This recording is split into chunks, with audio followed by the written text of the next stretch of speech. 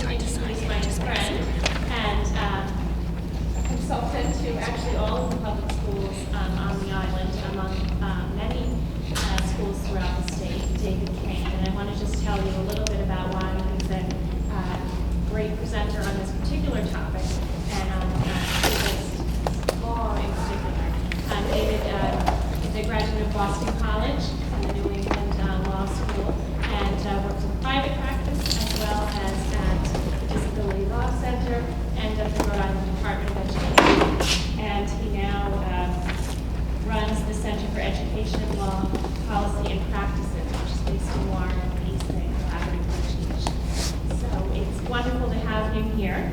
And I want you to know that if you don't yet have a handout, more will be made and they'll be in the back as you leave, so you can take one with you. David also, is of counsel at Taylor, Wayne, Bartram, and Gilman, which is based in Boston and has a local practice in Providence. So he's a gentleman of many talents and also a really good speaker. And we're excited to have him here as our partner.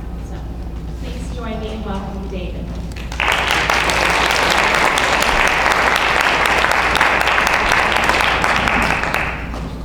Thank you, Amy, and thank you, everyone. I noticed on the brochures that they have me listed as Daniel Kane. That perhaps explains the crowd tonight. And that's the day after an election. Can you imagine who they would have billed the day before the election? So, thanks for coming. I did put together a handout, and it's a fairly comprehensive handout. We're making extra copies because I personally didn't anticipate this many people, so make sure you get a copy before you leave. I did put a little bit of work into that document, and I found it helpful as I put it together as we navigate through what we're going to talk about for about 20 minutes or so. And that's the new and emerging practice in my profession of all of the different type of digital technology and privacy and issues around Facebook, texting, sexting, and what's going on and how that all happens in school. So I put together a handout called The Use of Digital and Electronic Communications in Schools, and so it is fairly comprehensive. What I'd like to do, because not everyone will be probably is up to speed on some of the terminology, what I put together in the document are a listing of terms, the definitions, and it's probably not a bad idea to go over some of those. So I think most people are familiar with email or electronic mail. Sexting refers to taking electronic mail or electronic communication and linking it somehow to sexually explicit either content or video or pictures and sending that off via the internet. And what that has done is it's created, as I'm sure you're aware, some interesting challenges for schools, but also in the private sector. There are some folks that think that as long as there are consenting individuals that are engaging in this practice, that that's okay. Some of you that work in elementary schools and secondary schools know that perhaps your students aren't capable of making the best decisions at their age, and they're getting involved in this area. And this is taking place in school, outside of school, being carried over into school, and creating quite a few challenges for school administrators, if not angst for the parents that find out that this is going on. And it's really stressing the legal profession also, because we're finding that the laws that were enacted to go after certain individuals that engaged in this type of practice were not necessarily passed to go after the students or the children that are involved in this now. And yet we're finding that when it comes down to charging students with this, if you look at some of the statute and the laws that are on the books, we're being forced to make decisions as a society. Do we want to charge, an individual with first degree whatever, or, are we going to criminally charge a student that really hasn't developed a thought process to perhaps fully follow this all the way through, like what's going to happen when everybody finds out that I did this type thing. If they get prosecuted, are they going to have to sign up now as a sex offender for the rest of their life because it's something that they did in school? And this is something that, like I mentioned, the professions hadn't really thought of at the time. So that's really putting some stress on the system. There's a whole thing of text messaging, and I'm sure most people are aware of that. Creating quite a bit of anxiety in school. Kids are constantly text messaging during school. I teach a number of graduate programs, and it's always interesting when, I used to sit in class and I thought we had some interesting conversations, but now more often I see people with their heads down like this, and it doesn't take too long to figure out when two people have their heads down and they're laughing that they're probably communicating. It probably has nothing to do with the content of the course. So that stuff's going on in school. Most schools, public and private schools, will have a school policy around text messaging, having cell phones on campus, things like that. And if you do have those policies, it's a good idea to enforce those. What happens in my experience is that when you randomly enforce those policies, that's always usually ends up with a disastrous result because so many kids claim that you're unfairly picking on them as opposed to other people. How come, you're taking my cell phone, or I'm being punished for being charged with violating the student code of conduct when so-and-so is doing the exact same thing. So if you do have those policies in school, it's a really good idea to enforce those. We have social networking. This one I had to look up. I had to admit. Okay. The next couple of ones came really hard for me, so I had to look these up and really study them. But we had social networking. This is apparently something that people are engaging with, again, using electronic media as a way to communicate in ways that when I was growing up, apparently we used to, in the archaic fashion, we did this face-to-face. But so there are social networking sites that are being established all over the place. People are getting involved in them. And let me mention this. So far, I've only been talking about students and how it's been putting a stress and a strain on school districts, but it's also putting a strain on the district and school administrators because employees of the district are also joining these social networking sites. And here's some of the scenarios that I've been involved in. I get a call from a superintendent who wants to know, what can I do to an employee who was on a social networking site describing their day, and a parent of a student in one of our schools who was also on that social networking site. Neither one of them knew each other and didn't communicate to one another. But the teacher's describing the student in such a way that the parent is now recognizing that, wait a minute, that's my child that they're describing. It's on this network. There are other people that are, that are engaging in the conversation or have access to this information. Perhaps, I'm guessing, that some of the comments that were made were less than complimentary about the child. Probably the employee was venting, and having an opportunity. This provides a perfect opportunity. You don't even have to leave your home to be able to get on the network and describe your day. And the superintendent wants to know, what can I do? Because I've got an irate parent. I don't know if I can take up disciplinary charges against the employee. Do I need to get human resources involved? And most importantly, what are we going to do about the parent who really wants this teacher's head? So it's not just the students, it's also staff that have to be really careful. I do a lot of professional development with working with school districts, and I tell staff, school districts, what I'm going to tell you. And it's not fair, but when you work for a school district, you're held to a higher standard. And that standard, in the eyes of the community, you're always out in the community representing the school district, even after hours. So when you're engaging in activities, you have to be more cautious than the average individual. The person who works on your automobile can tell everybody they want on a social networking site what a lousy person you are in terms of car maintenance and keeping up on scheduled repairs. where it's not going to get anybody in a lot of trouble, but go in and start describing the child, and the parent recognizes them. It's a little bit more to deal with. So, Twitter is actually one of those. Twitter is a website that's actually owned by a company. I didn't realize that. I thought Twitter was just another thing people were doing that I wasn't engaging in. Facebook's another opportunity for people to get engaged in those types of activities. Blogging is a term they use, and it's a type of website. And for those of you who have the handout, I'm moving over onto page 2 now. There's such a thing called web scrapping, which is also called something web harvesting, which is the ability for the computer software to extract information from other websites.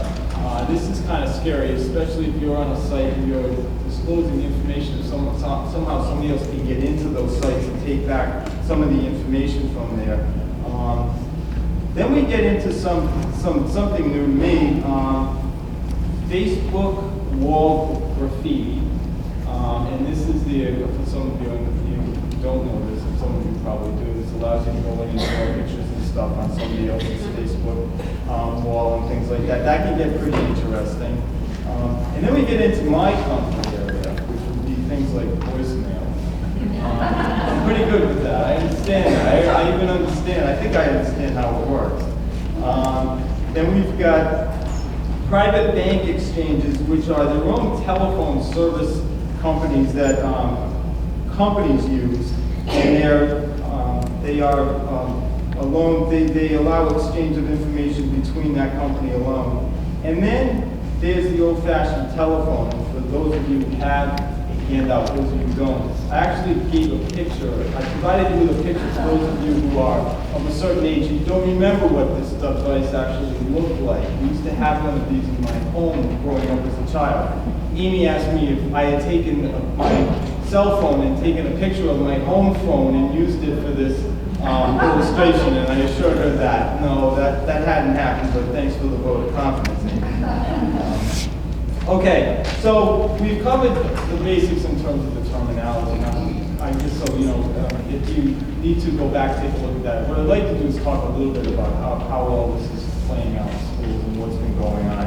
Unless you've been asleep, most of you have heard about the incident of recent where the Rutgers University student committed suicide after his roommate and another individual were webcasting, and they put the webcasting on the internet of the young individual engaged in a sexual activity, and the individual student that was being filmed committed suicide afterwards.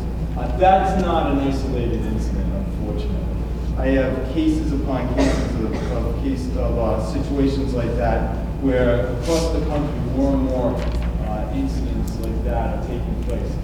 We have situations where a student is told by a classmate, you know, we'd all be better off if you just went home and blew your head off. And the kid goes home and takes their parent's gun and blows their head off. I'm not making that story up. That's a real case. And we have cases like that over and over. I mean, I have prepared a number of them to go over, but actually the scenario is all the same. It starts off someplace in school. It starts with some bullying in school or some suggestions that kids get together and they target another student and they go after them, and the student eventually goes home or off campus. We haven't seen any that have taken place actually on campus, fortunately, but the end result is still the same. They end up taking their life, and it's directly linked to activity at school. Now, there's a lot of work that's being done in schools about how to address this. There have been laws that have been passed around bullying and cyberbullying. It's really serious stuff. I mean, bullying has been around ever since they had schoolyards.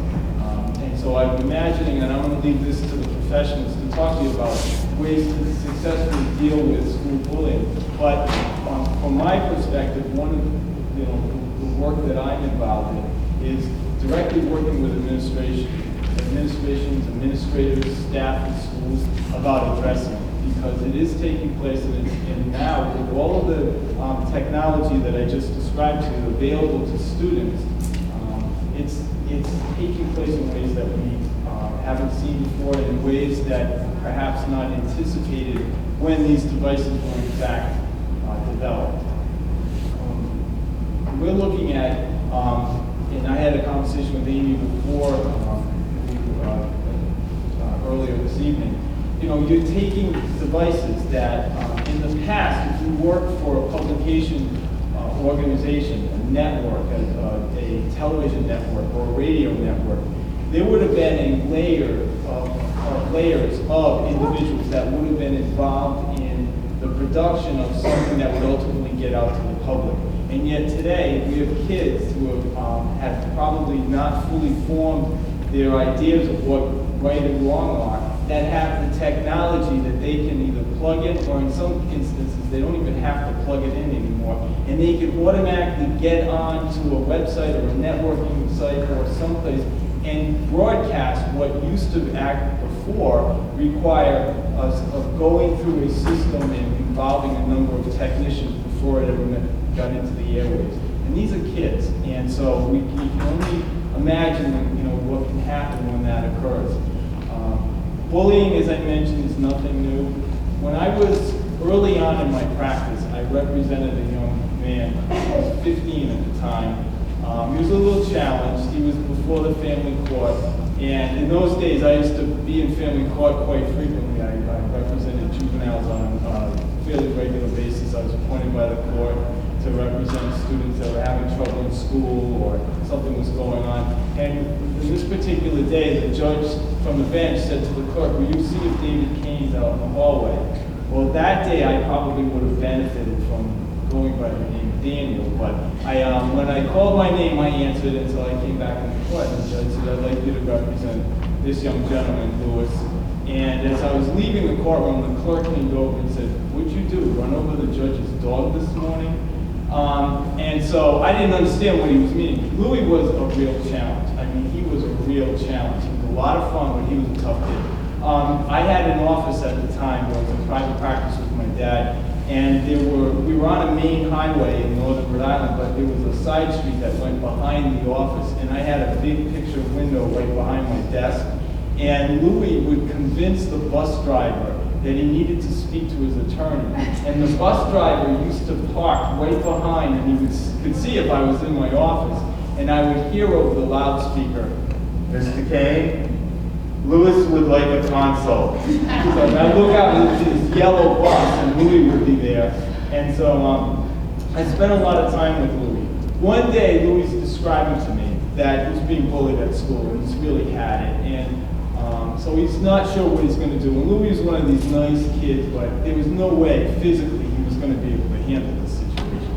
So I convinced him that perhaps the best way for him to deal with the bullying, you know, after we went through it, he reported it to school. And now we're talking probably 20 years ago anyways. So it's a little different. We didn't have the bullying statutes that we have today. So I convinced Louis that what he might want to do is take advantage of his school newspaper and write an article in the school newspaper about how the bullying has been affecting him and what it's like to be bullied, and maybe he could get back at those individuals that are bullying him. Well, Louis' first response is, "Well, I don't have anything that I can type with." So I go through my old materials, and I had an old Smith Corona word processor that I had from college. So I said, "Louis, you can have my, the Smith Corona." Well, Louis says, "Well, how am I going to get cartridges for it?" So I said, "All right, well, I order cartridges for it." As you can see, Louis, he had my number. So he's like, asking me, I finally get him set up with it and get him a whole case of new cartridges, tell him exactly what he needs to do. The next morning, I go for my morning run, and I come back, and my wife is white as a ghost, and she says, "The state police have been looking for you." And I'm like, the first thing that goes in my mind is, okay, what went on last night? But actually, she said, it has something to do with one of your clients. They left this number. So I call, and they're calling from the school. Louis goes to school that day and says, he's going to get back at the kids that are going after him. His lawyer gave him a Smith & Wesson and a full case of cartridges and gave him permission to use it to go after the kids. Now, we were fortunate. 20 years ago, all you got was a phone call from the state police, and we would have been arrested pulled up today. But the bottom line is, you know, the bullying was going on then, and it's still going on today. Today, it would have been done electronically. They wouldn't have needed the old-fashioned word processor or anything like that. So those are still serious issues that we're dealing with today, and they were prevalent back then also. A couple of things to go over. Rhode Island passed a number of laws, an aggressive attempt to address bullying in school. And then recently we've just had new regulations that the Department of Education, guidance really, that the Department of Education has issued around teen dating, violence, and bullying. And so this is all done in an attempt to get school districts and draw more attention with families to the issue of bullying, cyberbullying, violence, and dating in schools. I've provided you with some of the material in the handout tonight, so I advise you to take a look at that. If you go on the Rhode Island Department of Education website, the best way to get any information from that website, I've gone on it a number of times, is to, in the right-hand column, up in the right-hand corner, there's a little search engine, and if you just type in what you're looking, in this case, all you have to type in is bullying, and it will bring up the bullying guidance, and it will bring up the teen dating and violence, and all of those materials. But you could put in any document and just type it up in that corner. That's the best way to find information on there. I'd advise that you go on that. It's good advice. There's good advice in those guidance documents. There's one on bullying, and then there's another one on teen dating and violence and bullying on that.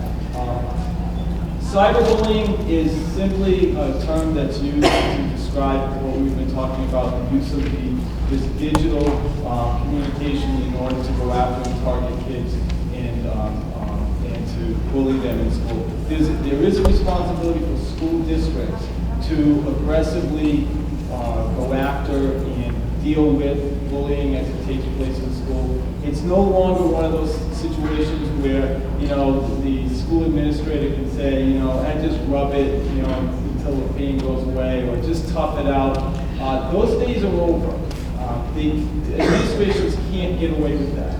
There's a case recently filed in Connecticut where a coach was approached by one of the players, and the student was complaining to the coach that they were being bullied, and the coach said, "You're on a football team, for God's sakes. Why don't you just tough it out? You know, stop acting like a baby." The kid eventually got pretty beaten up. The family decided that they were going to sue the school district. Now, we've seen a rash of litigation against school districts just for that. Not that the litigation should be the reason why districts are addressing this, but it's one of those areas where it will be a wake-up call. It will be something that will get people's attention. What parents need to be aware of, and when there is a case against the school district, is that all they have to really prove is that the student was bullied, so it has to have actually taken place. There has to have been a report of it, so it has to have been that the student or someone else reported it to the school district. The school district either had to fail to act or not act appropriately in light of the circumstances in such a way that there can be made a case that the school department's response to the report of the bullying amounted to an act of deliberate indifference to the incident. As long as that can be shown, there's liability. And liability really does get a lot of attention. There's not a lot of extra money in school districts nowadays. There certainly isn't any extra money that being put aside for, well, you know, we'll have a budget for all those kids that get bullied and we don't take appropriate action. There isn't a liability account for that. So it does get people's attention. There are responsibilities that school departments have now to train staff. And I do some professional development training. I know that districts get a lot of other qualified individuals to do professional development around bullying. It's something that we all need to really take very seriously and really pay What we have not seen a lot of is families suing families. And that's another possibility. And it's only going to be a period of time before that happens next, where a family will sue the school district and they're going to sue the family of the student that was involved in the actual bullying, and it will be the family from the child that was the victim in the case that's going to be bringing those types of lawsuits. I think it's just around the corner. I've been watching reading some of the legal journals, and I think it's going to be just a matter of time before that happens.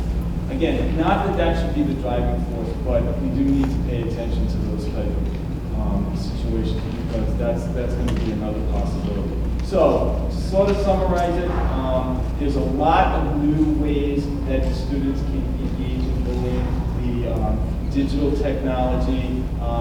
I didn't speak about digital privacy, but I did put a little bit of information in the handout about that. I'll speak very briefly to it. There really isn't much that's in way of digital privacy. I mean, whenever you're on an internet, you're on the website, even when you see these places that they advertise that they're secure sites, you have to be really careful when you're on those sites. Most of us think about only in terms of financial information. You know, if you put your financial information on the internet, you want to be careful about that, obviously. But when you're on these social networking sites, I mean, there's no guarantee that that information is going to remain private. And there really isn't much of an expectation of privacy when you're on a site that is, somehow you're going through a satellite system. And I mean, how secure can that site really be? So I would caution people that you do give consideration before you go onto any site because there isn't any real expectation of privacy. Students, when they're in school, have we have a new form of digital technology right now taking place right before us. Students in school have a very limited expectation of privacy. That's one of the nice features of if you're a school administrator. You're not held to any of the legal standards that police are, so that's why often the school administration will be called, and they're usually asked to take the action in their hand to call police. Actions like, searches, locker searches, things like that, without the police involved, because the police have a different standard that they are held to. School administrators are not. And students don't really have much of an expectation of privacy in matters in school. I mean, they do have some privacy rights, but they're usually more personal in nature to the student and their physical privacy. But in terms of lockers, most of the schools have policies that will state in the student handbook if you use the school locker, the locker is school property and is subject to being searched by the school, or the school has the right, maintains the right to be able to go through their own property.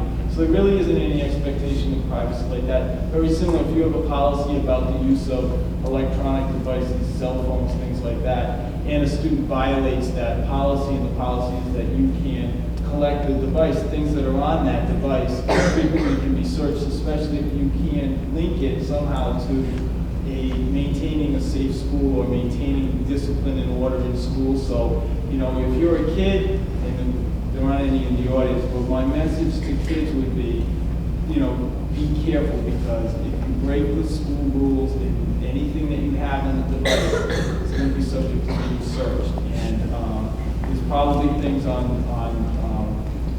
well, let's hope there aren't things on those devices that they don't want shown to adults, but sometimes there are. So, just those last couple of thoughts.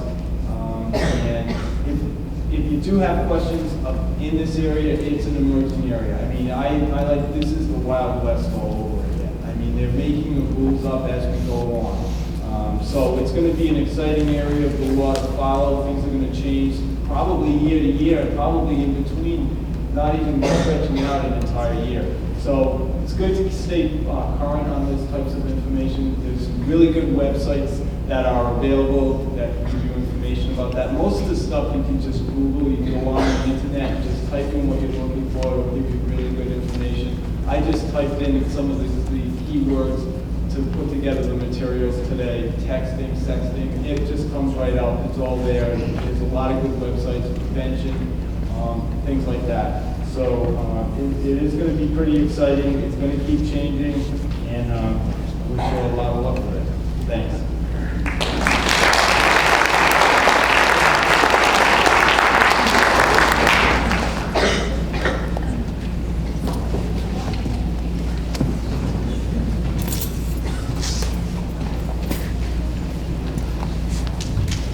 We're now going to have a panel discussion, and we have 3 panelists. We're each going to take 5 or 10 minutes to speak to the topic of all the good, the bad, and the ugly, I guess it is. So we have, I just want to briefly introduce each of our panelists again, and we will take questions after each of them have had a chance to present. So we can think of questions you might want to ask our presenters. Each of them will speak first for 5 or 10 minutes, and then we'll take general questions at the end and have that discussion we all know we want to have. Tonight we have Dr. Debra, Professor of Anthropology at Salve, Regina University. We also have Dr. Kathleen Nickerson, Professor of Education and a Technology Guru at Salve, Regina. Good one. She's going to talk about the good parts in particular. And then Reis, who's an expert and national speaker on violence among children and youth, and we're glad to have you here. Not the ugly.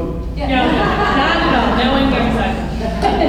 Anyway, so I don't know if you just want to each come up in order. John, would you be comfortable starting? Absolutely. Okay, great. Thank you so much. Again, please welcome them all. Okay, just a little history real quick. We only got the 5 minutes. Give me a little signal when I'm going on. Okay. I'm a retired police officer from Providence. I was a lieutenant in the last 4 or 5 years. I was going to give you a signal. I thought I left my clock right there.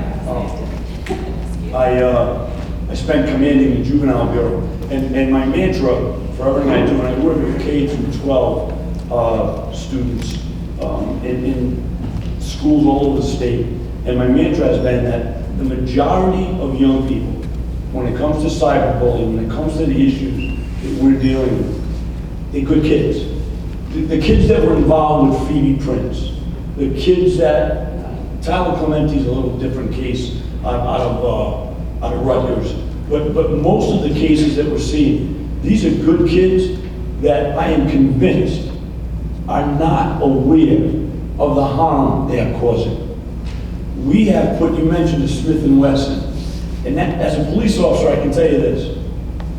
If I left my gun unattended in my home, and my 15-year-old daughter took it into a school and killed someone, I would be held responsible, and rightfully so.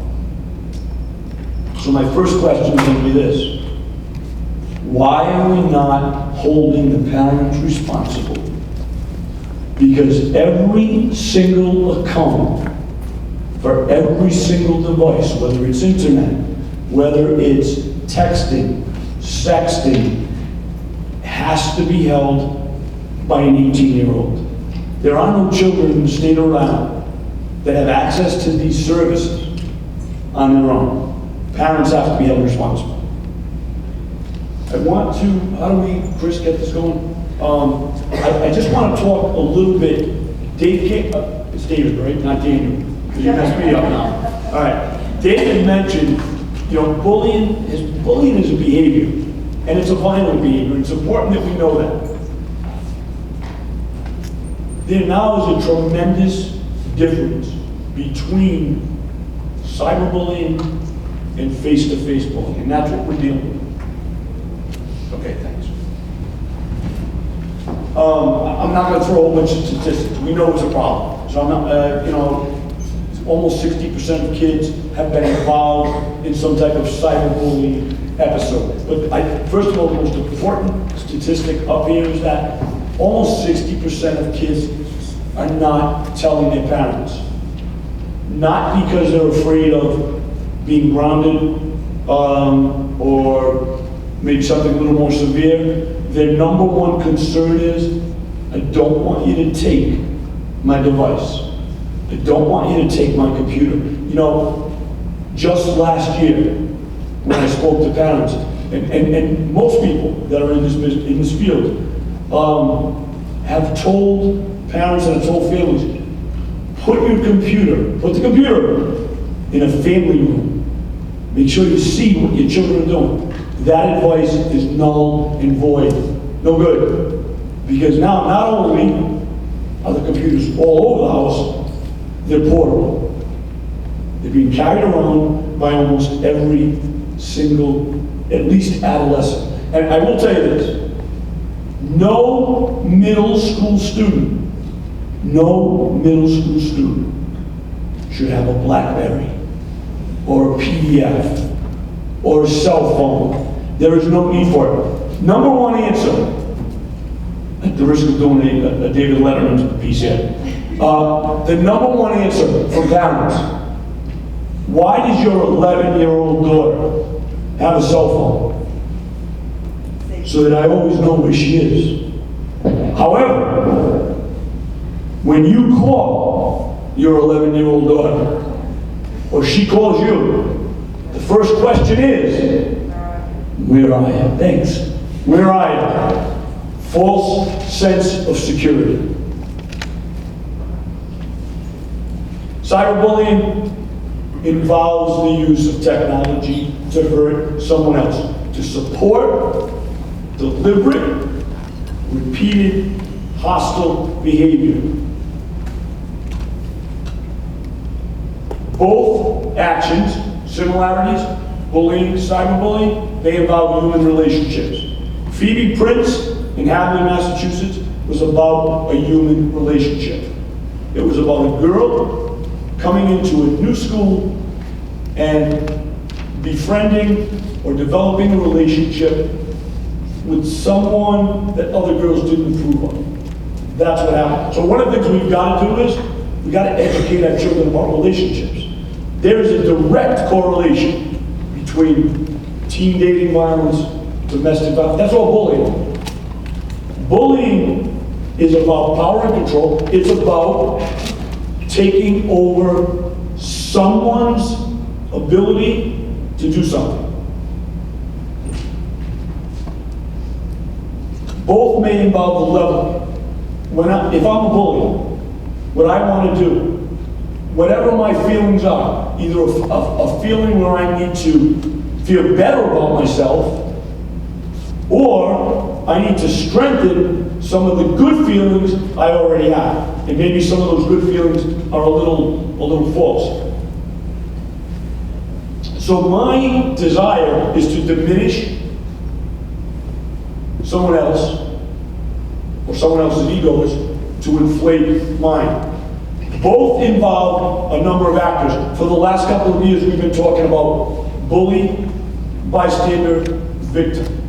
But there are supporters, there are reinforcers. There are people that actively reinforce the bullying. A few years ago in Canada, a young lady by the name of Regina, 14 years old. Her classmates, seven girls, one boy. Take her, they break her neck, her back, and one of her arms, deliberately. They take her when she dies, and they drop her in a little gorge, a little riverbank area. And despite what they did to her, the scariest thing they did, the most horrific thing they did, was for 2 weeks this girl was listed as missing. No one knew where she was. Well, kind of akin to kids now using their cell phones to videotape violence. And by the way, question for the back of your mind. Who decided that having a camera in our phone was important? But that's something else. So this poor little girl was lying there for 2 weeks. These students would take their classmates on a field trip and show them the body. That's what they did for 2 weeks. It took 2 weeks for someone to come forward. Those are supporters. Those are folks that enforce.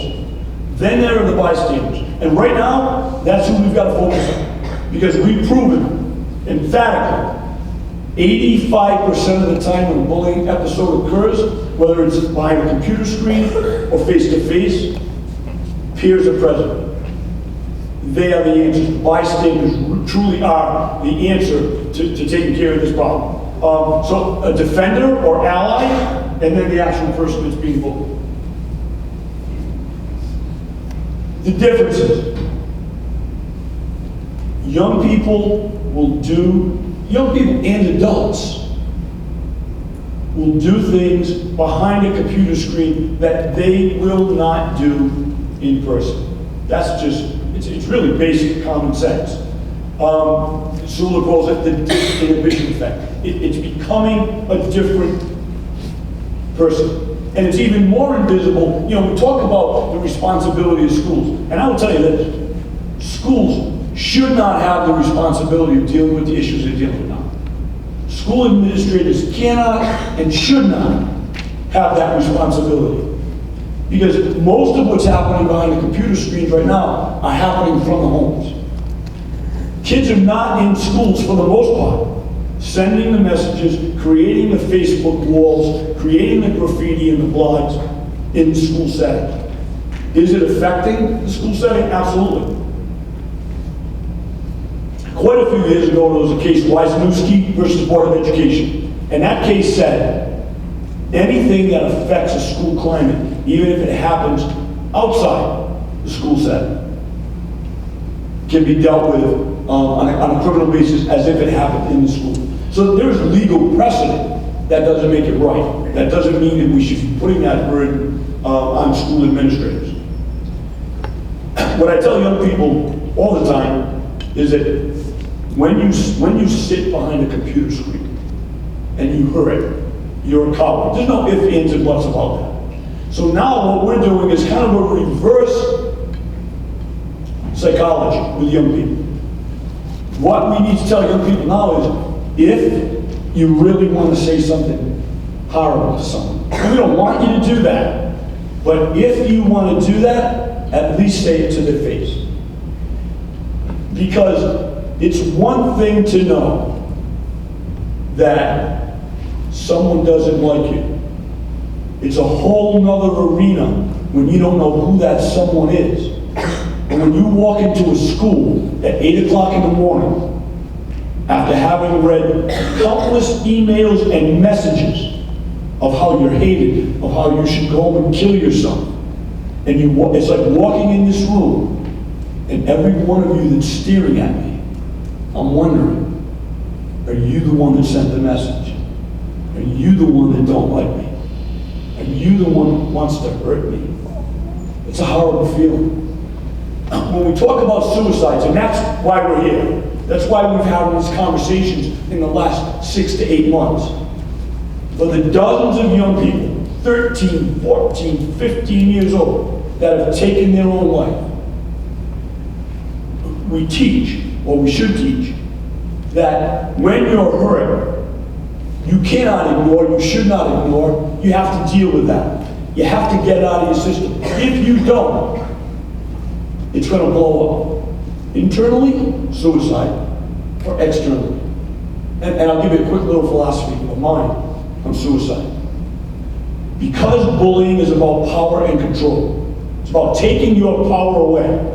Tyler Clementi, when he took his life, he was completely devoid of any power because his life, and by the way, had nothing to do with whether he was homosexual, heterosexual, bisexual, or somewhere in the middle. Because any one of you, if you were involved in a sexual situation, and it was broadcast tomorrow on the worldwide internet, would be devastated. It didn't matter that he was with a man. It didn't matter. But Tyler Clementi lost all power. Think of the most powerful situation in all of our lives, no matter what our race, our creed, our age, our size, our economic situation. We don't know when, where, or how we're going to die. So in the mind of a young person who has lost total control, that's a way for them to get power and control back. So if they cannot deal with that issue face to face, If I somehow cannot get that out and talk to you, yell at you, do something, it's going to explode. I think we're going to see a rise in suicides because of cyberbullying, because there is no confrontation. Young people are changing and altering their identities. So now, what happens? There's no empathy, there's no consequences, because I can turn around and say, that wasn't me that hurt them. That was my alter ego. That wasn't John Reis. That was this person. We tell parents, check your child's Facebook. There are kids that have numerous Facebook accounts under different identities. At least two, a lot of children. Cyberbullying can occur at any time, any place. Traditional bullying, it's horrible to get to call it traditional bullying. But when you left school, you could go home to a safe haven. The bully was not following you into your bedroom. That's where he or she is right now.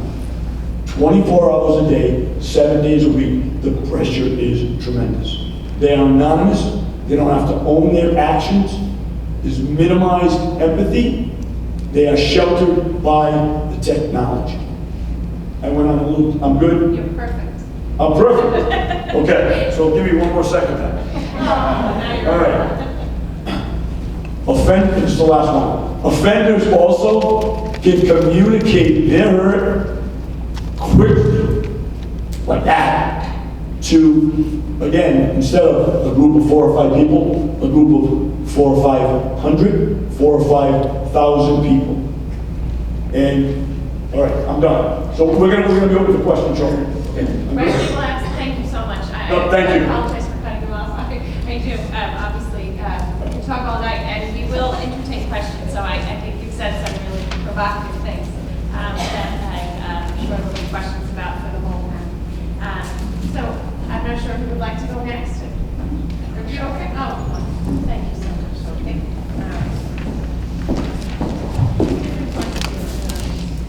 Okay, as an education professor, many of my students are here.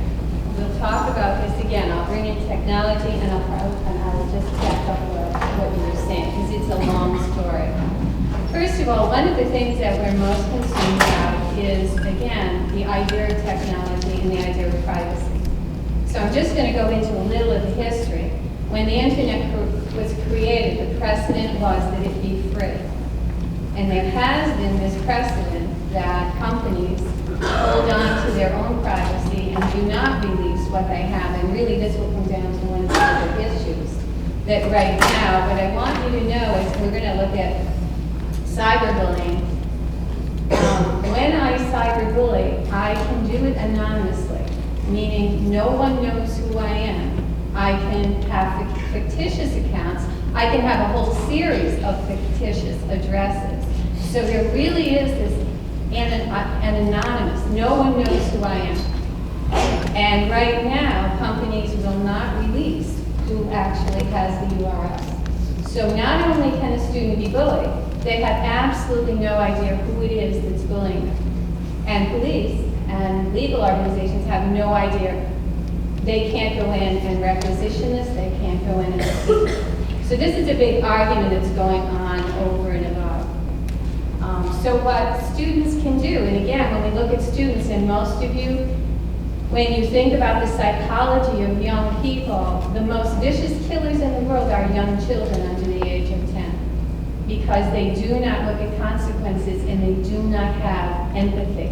Empathy builds over time. So if you go back to developmental psych, you will see it. So we have children that are not looking at the consequences of what they do.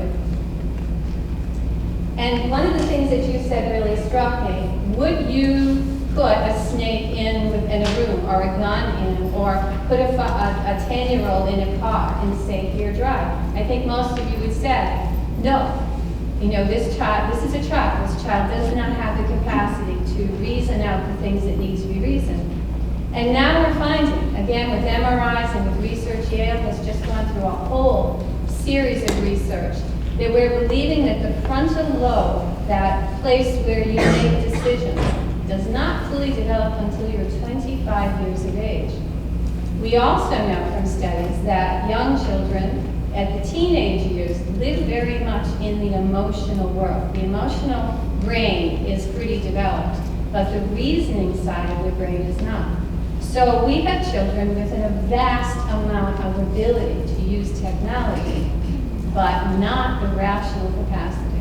The other thing we know from moral studies is, again, people need consequences. They need to, again, have the rules set very clearly, and they know what the rules are. We don't have this in cyberspace.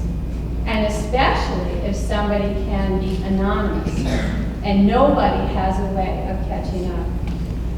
Now, for those of you, I know most of my students know this, but some of you may not.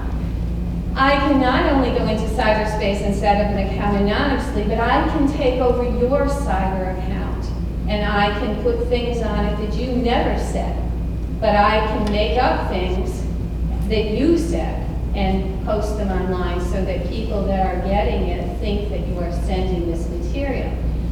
So years ago, again, we had slander, we had defamation of character, but it all surrounded around the printed word. And even now, if you look at your copyright rules, if it's printed word, if we can find out who said this and when they sent it, well, maybe we can go to civil court or maybe we can press criminal charges. But if we don't know who said this, and we don't know, again, who's taking over my account, how do we, again, create rules and actually have consequences?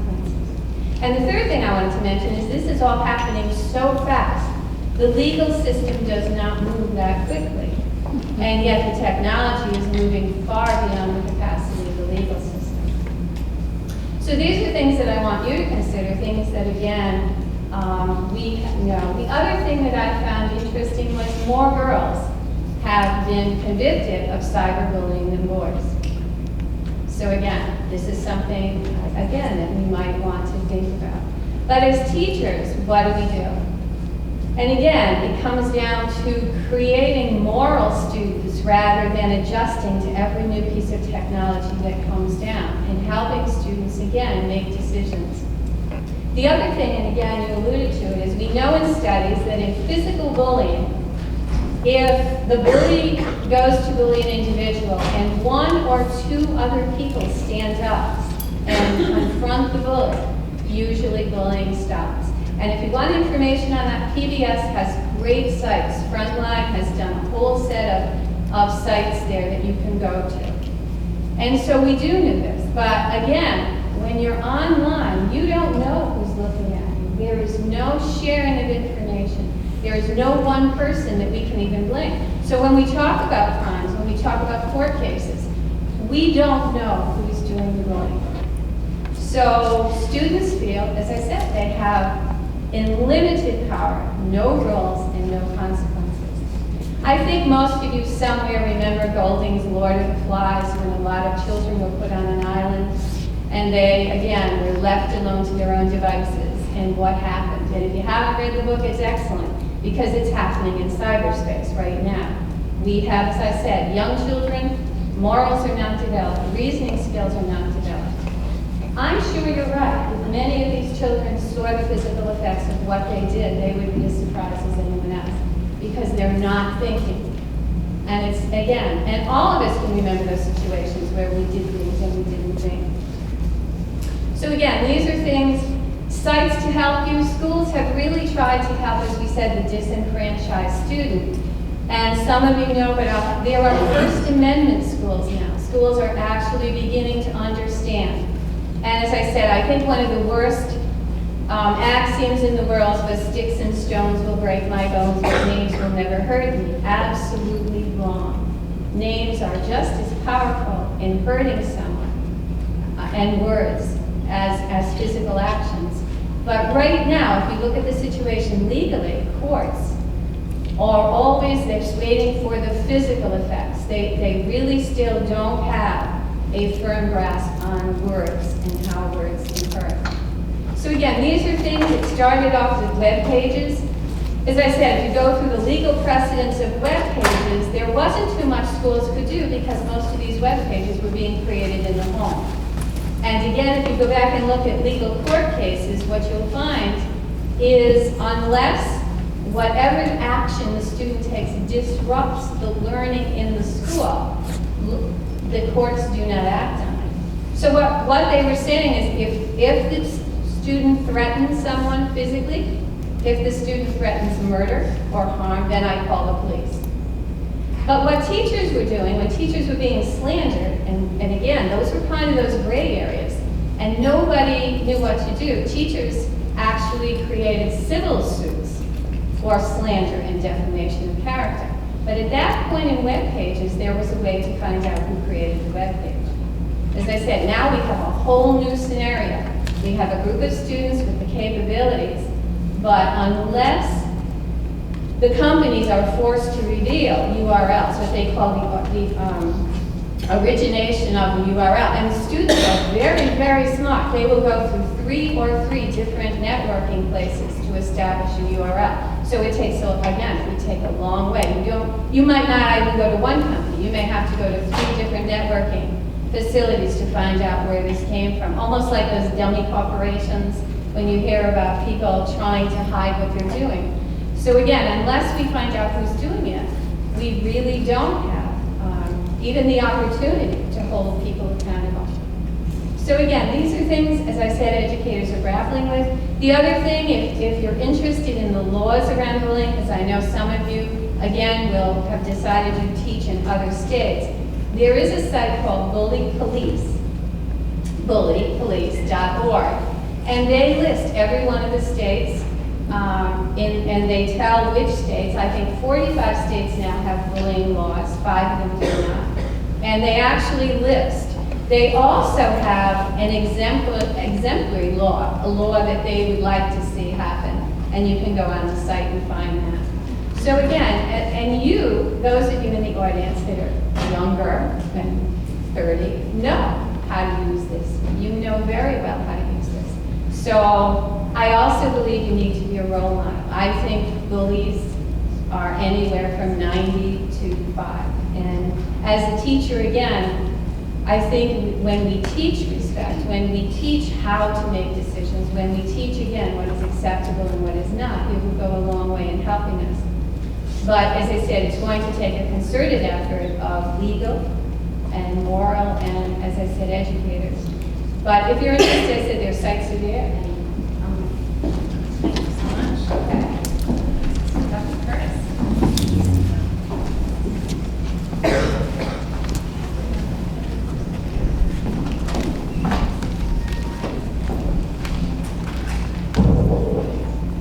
Good evening.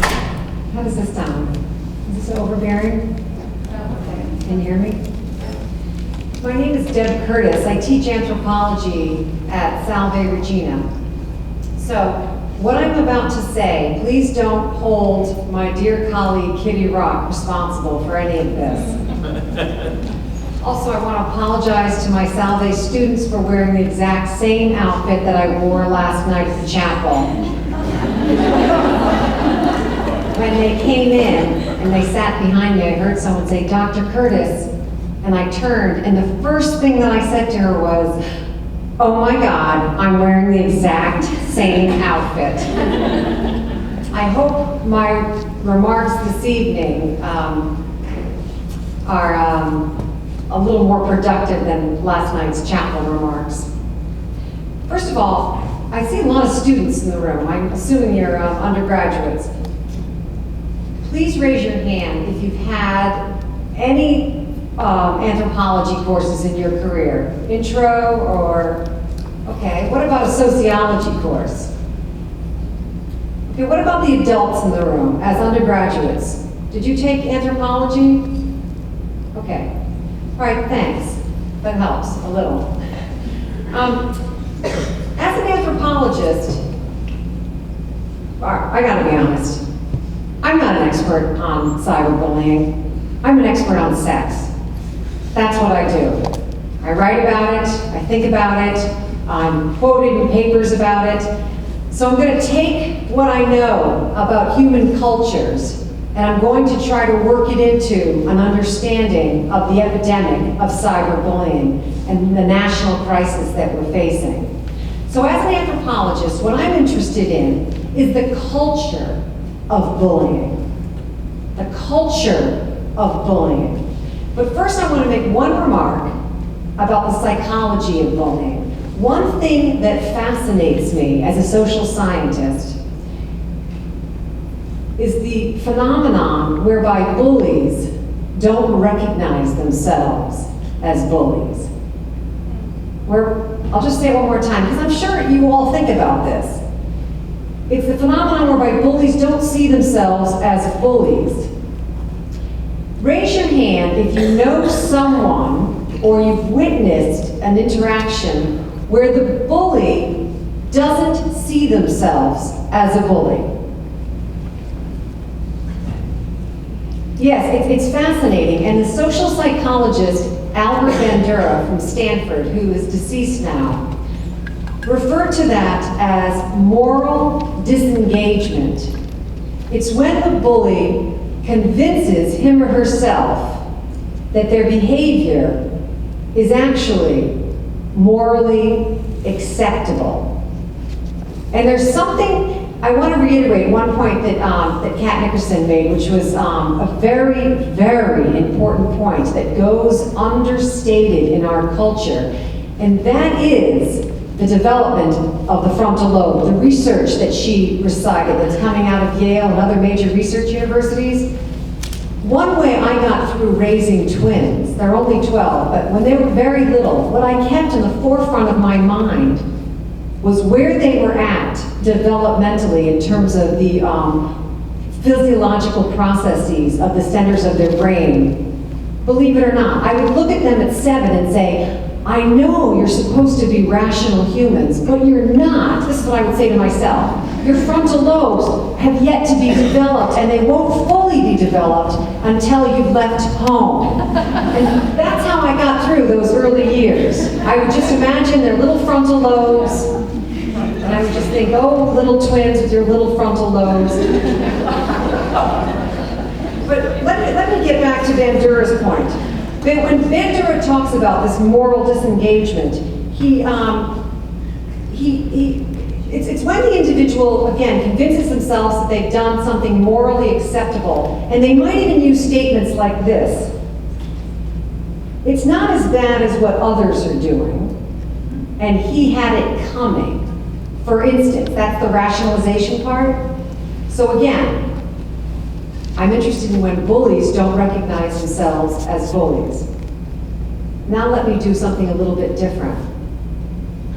I'm going to make a few statements, and you see if you can relate to any of these statements, okay? You don't have to raise your hand, just sort of listen to them. See if you can relate to any of these.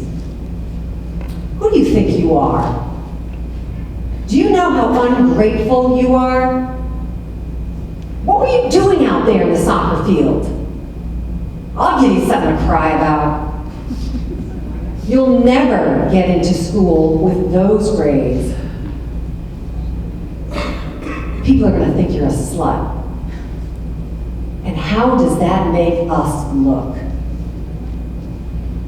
These comments, if you could relate to them, are comments that are used by people to intimidate and humiliate other people, right? Those are statements that are used to intimidate and humiliate other people. You might recognize them as comments that a parent would say to a child. As an anthropologist, I'm interested in, as I said, the cultural aspects of bullying, and in particular, how the culture of bullying gets reproduced. Let me say a few things about culture as an anthropologist. Some of you know words like cultural norms, social acts, customs. Those are words that anthropologists and sociologists use to talk about human behavior, right? Anthropologists look at even the smallest aspects of culture, not just our grand rituals, but even the smallest aspects of culture, such as the way in which people blow their nose, the way in which you hold silverware. And all of you might remember the North American greeting ritual. Remember when you were little and your parents would teach you how to greet as North Americans greet? Make eye contact, that's it, make eye contact, that's it. Stick out your hand, a little bit firmer, up, a little bit firmer. I'm sure that many of you can go right back to that moment when your grandparent or your, in my case, my grandfather, or your mother or father actually verbally went through the minutia, step by step, on how to greet someone. Can you remember that? This gentleman's laughing. Do you remember that, sir? I remember it very well. I remember my grandfather telling me how far apart I had to stand from someone and how firm my handshake had to be. That's an example of a very small aspect of culture, right? Very small aspect, almost like a fleck of culture. And the example that I gave is an instance in which culture is being verbally transmitted. Verbally transmitted. Make eye contact. But also, anthropologists are interested in those moments when culture is non-verbally transmitted. Non-verbally transmitted, right? And so let's return to the example of bullying. And let's return to the family site, the family environment. Now I know that bullying is learned in schools and through the media. But I'm interested in this one other site, namely the home, and the way in which bullying is learned in the home. A second ago, I gave you a few of those statements. Remember? You know, what kind of grades, what was it? I'll give you something to cry about. What were you doing out on that soccer field? When we as parents use this type of language, what do our children learn? When we use our power as parents to put our children in their place, we teach our children to use power. More precisely, we teach them to misuse power. What are the other ways in which the home environment is a site for producing the culture of bullying? My daughter's teacher at St. Phil's, Miss Pam Principe, asks it another way. She asks, how do we live our lives in front of our children? Do we listen to talk radio where the radio host's speech patterns are sarcastic and hostile?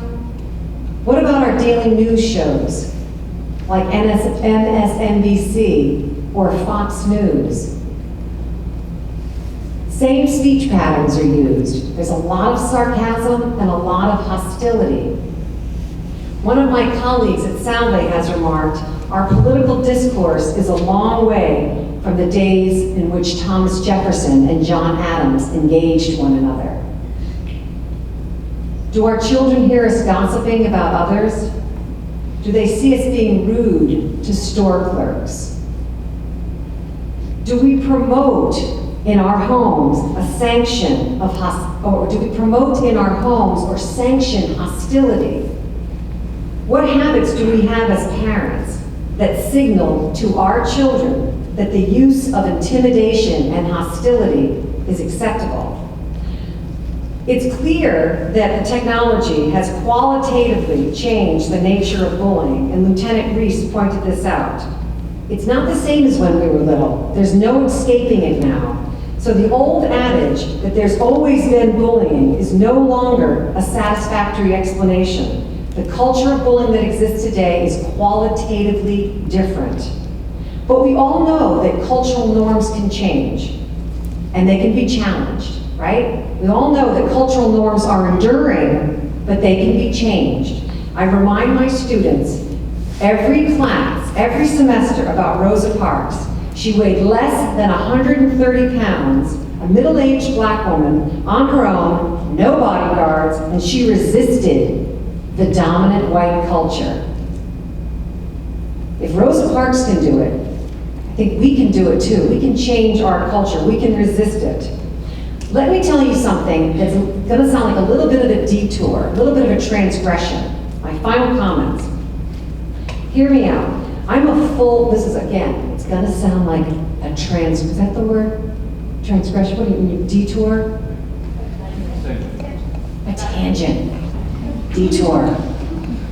I'm a full supporter of the war in Iraq and Afghanistan, more precisely. I'm fascinated by the AFPAC region and its military history. I believe that Afghanistan presents a national crisis, a national threat to our security. But more significantly than the AFPAC region, we have another national security threat, and that's the quality of our children's lives. The quality of our children's lives, our siblings, our brothers and sisters, our children, and our students. I know I might sound like I'm a little dramatic at this point, but I think when I talk about the culture of bullying and it being reproduced in the home, I'm not talking about extreme forms of child abuse where the parent throws the child up against the wall and says, "What the? I'll give you something to cry about," and the fist comes out. Because we all know that happens. We read about it in paper all too often. I'm talking about the subtle ways in which we abuse our children. I'm talking about the subtle ways. When we say things like, "Do you know how annoying that is? What are you doing on the soccer field today?" The subtle ways. So I ask you as parents tonight, and perhaps even as future parents, to the many students in the room, how are we complicit in the culture of bullying that exists today? And to borrow again from my daughter's teacher, how are we living our lives in front of our children? Thank you.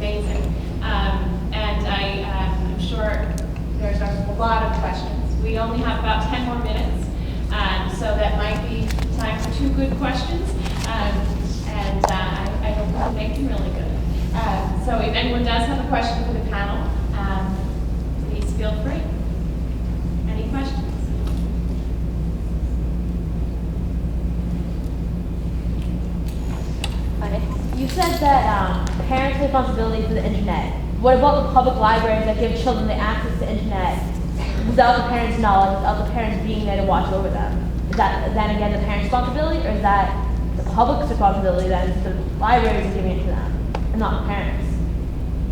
Did everyone hear the question?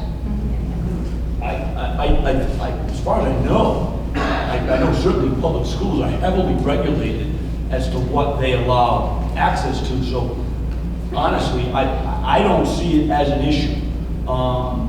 If it is, it's very minuscule. Because like in my city, like a lot of kids don't have internet, but they go to the public library and allow them access to internet, and that's when they're doing the bullying, not when they're at home, not when they're at school. That's an interesting point, and I'll be quite frank with you. I've never looked at it from that angle because I really truly believe that it was heavily regulated. And maybe we're wrong. We need to look at that again. Good point. I can speak to, the school department has very, and I think it's consistent across most districts and schools, we have very tight firewalls in terms of public library, that First Amendment right, and all the rights that librarians hold dear in terms of privacy and the case law on that. It's a great question. And it's certainly that gets back to personal responsibility. Right. I think if they want to do it, they'll find a way to do it. So you have to go back to the one.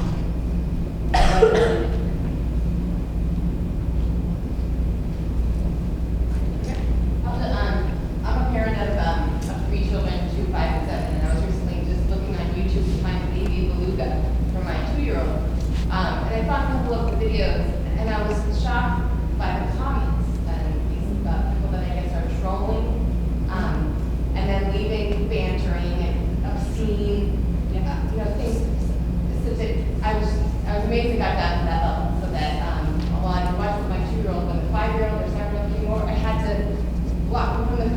they see the swear words and so as a parent, I'm having difficulty balancing the wonders of the internet and letting my 7-year-old look up a topic, but then being right there in case she's one letter off and hits the porn site. And I think maybe 5 or 6 years ago it wasn't as bad, and I know firsthand that a lot of parents are unaware that YouTube has such garbage that they'll let their 3rd graders access YouTube as if it's always on YouTube. So that is, as an aside, parental awareness I think is not where it needs to be. But anyway, any advice about juggling access and the wonders of it and how to police it from home?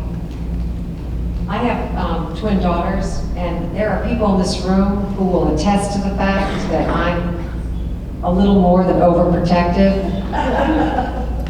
They're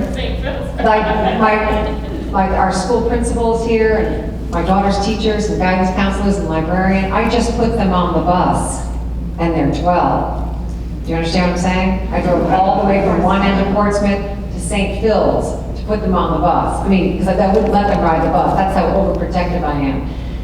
So the only thing that I can say, now you know I've qualified myself, right? You know I'm a little on the edge. When they were that age, I sat right next to them. And I didn't let them go on the internet by themselves.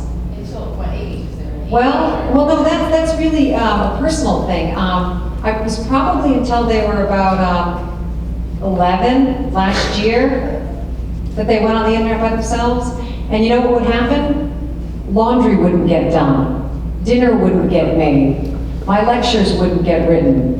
My husband's steak wouldn't be made, and nor would it be cut when he came home, because I was doing something else, which was, I think, my primary responsibility, which was being right there when they were on the internet.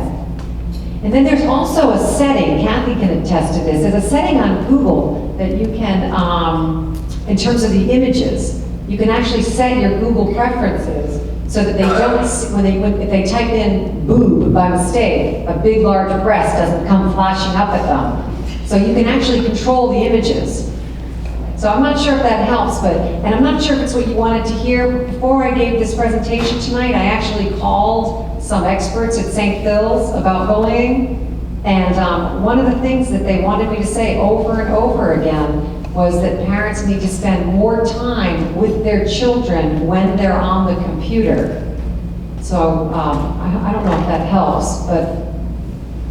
There are some actual programs, there's NannyNet, there are things that you can get.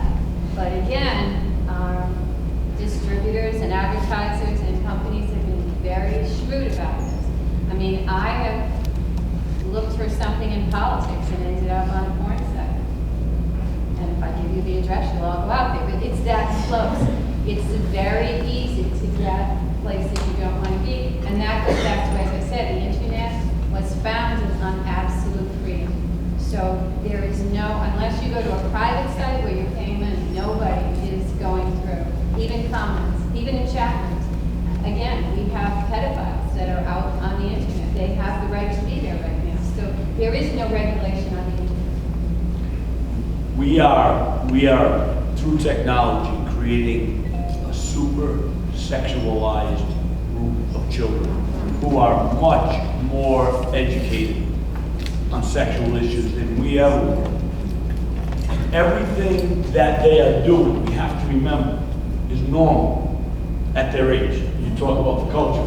What they're doing is normal. Sexting. When I was a lad, and I had a Playboy magazine, that was gold. And what did I do with that Playboy magazine? I looked through it first. And then I showed it to my friends. Well, sexting is no more than that Playboy magazine.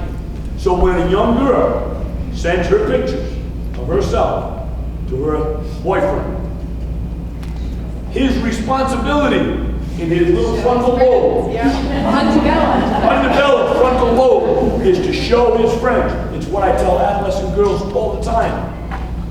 He wants that picture to show his friends. He will show his friends. That will get out there.